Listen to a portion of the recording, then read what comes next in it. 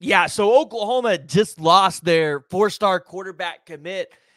This one, it wasn't a shocker that he ended up decommitting from Oklahoma, but the fact that he ended up committing to the Florida State Seminoles, that one's a little bit of a shock. This was actually, we heard some potential names and suitors that were going to be pursuing Kevin Sperry, and Florida State was never mentioned here. So this is an interesting pick, but Hayes Fawcett, he announces it last night that Kevin Sperry was going to flip his commitment from Oklahoma to Florida State. And now if you're an Oklahoma fan, this kind of leaves you asking yourself the question, well, what's next for Oklahoma? And is the 2025 class falling apart? Because here's the deal. You're going to have a lot of people from a lot of other fan bases. You're going to have the national media, the national news try to tell you Oklahoma's 2025 class is falling apart. Oklahoma's in trouble, right? Let's not worry here. Let's not buy into that talk. Let's not buy into that hype. So let's jump into it, guys. Before we do that, as always, make sure you guys hit that like, hit the subscribe button, especially if you're new to the channel. Jump in the comments below. Give me your thoughts on Kevin Sperry flipping to Florida State and who you would like to see potentially now as the quarterback of this 25 class. And, I mean, yeah, I don't think there's really any news to talk about in terms of Kevin Sperry flipping. Other than, I think it was kind of expected, right? He hadn't been to campus all year long. I think a lot of people, if you just followed recruiting at a surface level, a lot of people were probably like, yeah, this kid ain't coming. The question always was, when was he going to decommit? And it started kind of up to 2 weeks before signing day. It sounded like this kid might end up signing here and end up having the transfer out, right? That's kind of what it sounded like. But looking at it, four-star kid, number 263rd player in the composite ranking, 6'1", 200 pounds. If you guys remember, committed to Oklahoma off the heels of the unofficial Texas visit. So it was, at the time, it was a great get for Oklahoma. This is one of Oklahoma's longest standing commits in the 25 class. But this is where I think we need to start talking about, well, what's next for Oklahoma in this 25 cycle at quarterback? And, is there any other reasons why Kevin Sperry could have flipped his commitment so soon? And I think a lot of it is either Florida State or Oklahoma knows who their offensive coordinator is going to be. And I would imagine if Florida State knows who their offensive coordinator is going to be, I saw a couple names that were intriguing to me. One of them was Kevin Johns. And you guys know Kevin Johns obviously at some level has to have or know Kevin Sperry at some level.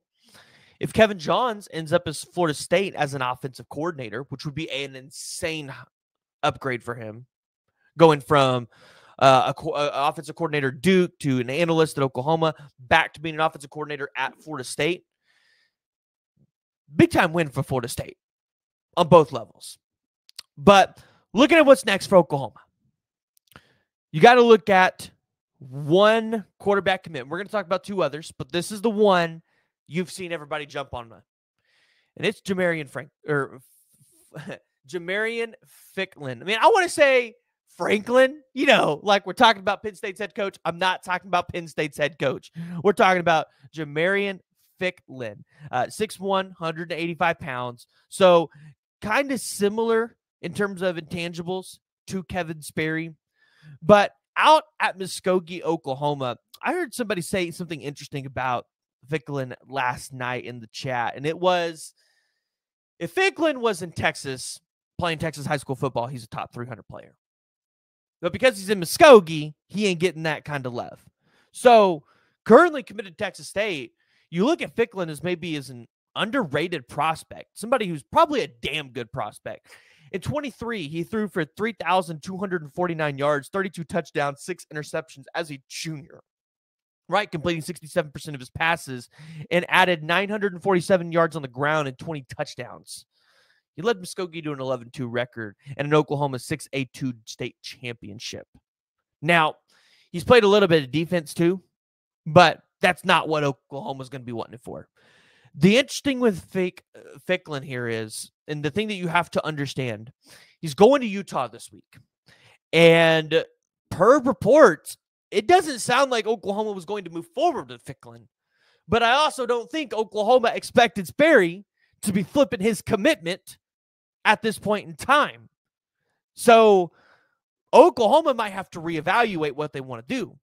The good news is, if you're Oklahoma, this appears to be his first or second visit to Utah.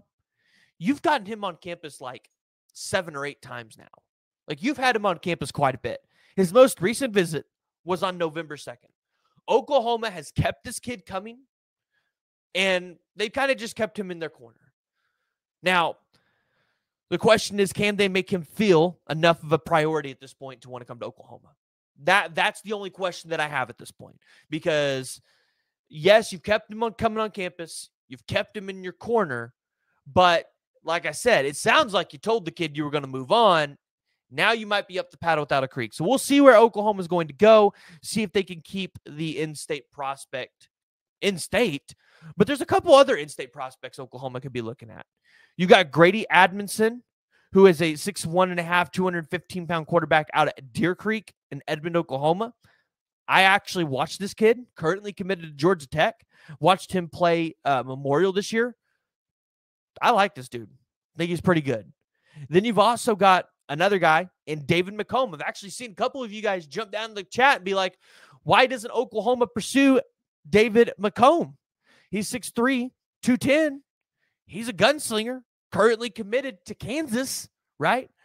I think David McComb's probably a less likely option. I would like Grady Admonson a little bit more. I don't know if, I think Jay threw it out there last night. Oklahoma maybe go get Georgia Tech's offensive coordinator. You get Grady Admonson.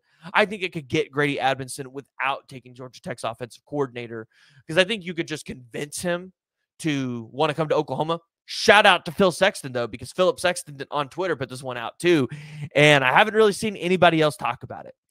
But I'm just not really worried about what Oklahoma is going to do at quarterback, especially in the cycle, or if they just don't take anybody.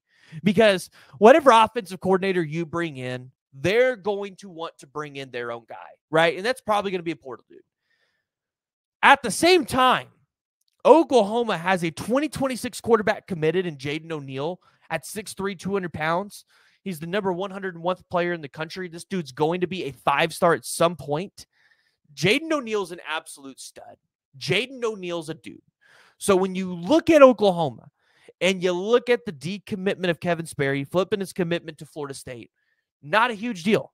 Not something that I'm freaking out about. Not something that I think a lot of Oklahoma fans are freaking out about as well. Nothing I think Brent Venables and the guys in the Switzer Center are actually freaking out about either. So I want to hear from y'all. Join the discussion. Jump down in the comments below. Give me your thoughts. Who do you think should be the next quarterback at Oklahoma in the 2025 class? And what do you think of Kevin Sperry's flip to the Florida State Seminoles?